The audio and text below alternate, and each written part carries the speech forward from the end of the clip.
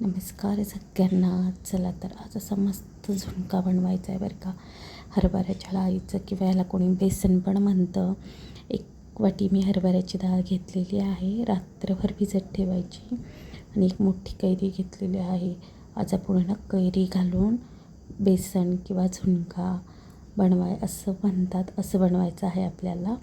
खायला खूप छान लागतो आणि खूप मस्त पण बनतो बरं का.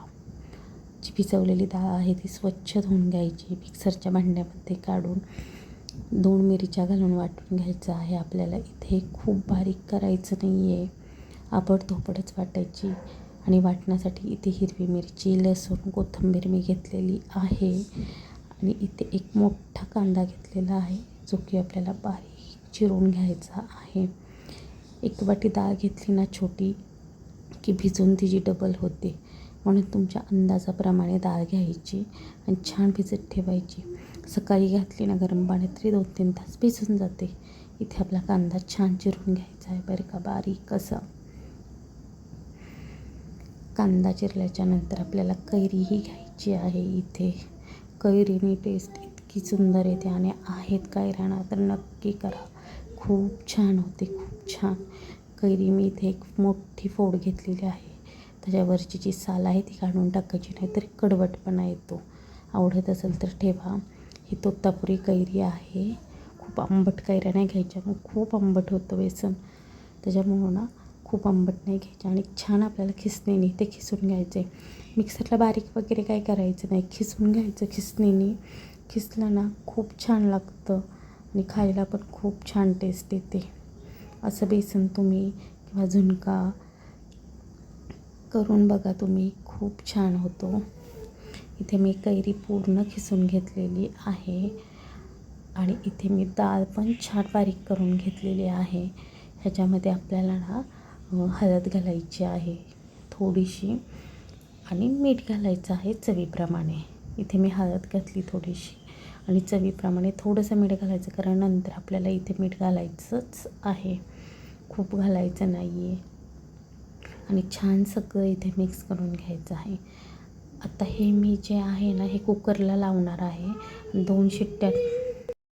हे जे बेसन आपण डाळ वाटलेली आहे ना, हे आपल्याला कुकरमध्ये 2 ते 3 शिट्ट्या घ्यायच्या आहेत. ह्याच्यावर आपल्याला झाकण ठेवायचं, म्हणजे कुकरचं जे वाफेचं पाणी आहे ना ते ह्याच्यात पडणार नाही आणि असं किचकिच होणार नाही. खूप छान होतं. तुम्हाला असं नाही करायचं तर डायरेक्टही करू शकता. फक्त शिजायला वेळ खूप लागतो, कारण डाळ आहे ना ही आपली भिजवलेली. त्याच्यामुळं मी ना तेल थोडंसं जास्तच टाकलं, 2-3 पळ्या तेल टाकलं. आणि छान तेल तापलं ना, 1 चमचा मोहरी घालायची आहे.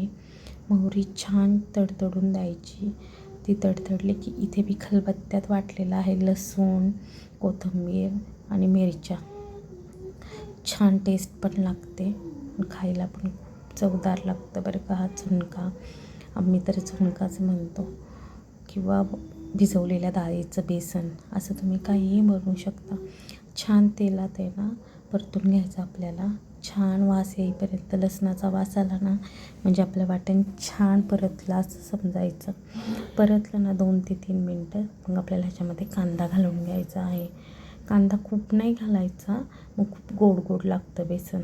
आणि 2 ते कढीपत्त्याची पानं घालायची. कढीपत्ता मला बेसनामध्ये खूप आवडतो आणि खूप छान टेस्ट येते. छान इथे ना परतून घ्यायचं आहे.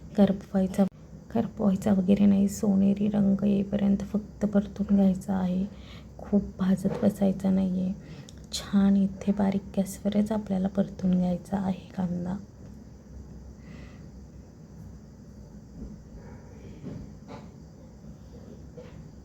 कांदा परतल्याच्या नंतर इथे आपल्याला थोडीशी हळद घालायची आहे आणि थोडीशी धना पावडर घालायची आहे. आवडत असेल तर घाला, नाही आवडत तर नका घालू.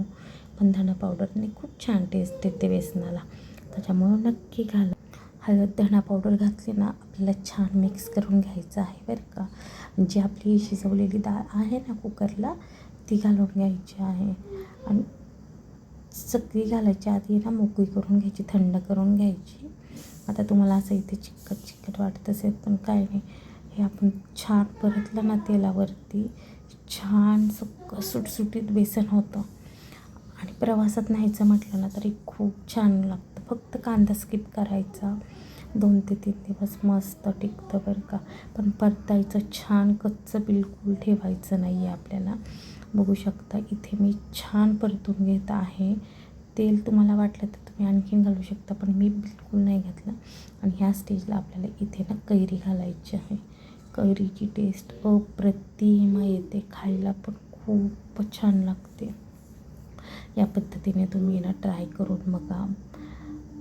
छान सगळं मिक्स करून घ्यायचं आहे. इथे आपल्याला कैरी घातल्याच्या नंतर सगळं इथे मी मिक्स करून घेतलेलं आहे. पाण्याचा वापर बिलकुलसुद्धा करायचा नाही आहे इथे आपल्याला, कारण डाळ आपण ऑलरेडी शिजवून घेतलेली आहे, त्याच्यामुळे ती पूर्ण शिजलेली आहे.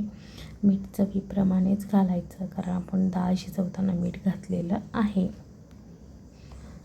मीठ घातल्याच्या नंतर इथे आपल्याला आणखीन एकदा मिक्स करायचं आहे. लो टू मिडियम गॅस ठेवायचा, मोठा गॅस बिलकुल करायचा नाही. इथे आता आपण झाकण ठेवायचं आणि एक वाफ घ्यायची. बारीकच गॅस ठेवायचा, मोठा गॅस बिलकुल नाही. एक वाफ घेतली ना, एकदम मध्ये चेक करायचं खाली लागले का. पण बारीक गॅसवर आपण केलं ना मग बिलकुल खाली वगैरे लागत नाही. छान सगळं इथे मिक्स करून घ्यायचं आहे आपल्याला. थोडंसं मला असं चिकट वाटलं, एकदम सुटसुटीत होतं. एक 5 ते 10 मिनटं झाकण ठेवायचं. 5-10 मिनटांनी बघायचं. एक 5 ते 10 मिनटं एक वाफ घ्यायची. आपलं बेसन एकदम तयार आहे. थंड झालं ना एकदम सुटसुटीत होतं. खायला तर खूप छान लागतं. बनवून भात, ज्वारीची भाकरी कशाबरोबर पण तुम्ही खाऊ शकता. नक्की ट्राय करा. कैरी आहे तोपर्यंत असं बेसन तुम्ही नक्की एकदा ट्राय करून बघा. व्हिडिओ आवडल्यावर लाईक, शेअर, सबस्क्राईब करायला विसरू नका. खूप छान झालं होतं. नक्की ट्राय करून बघा. चला तर मग बाय.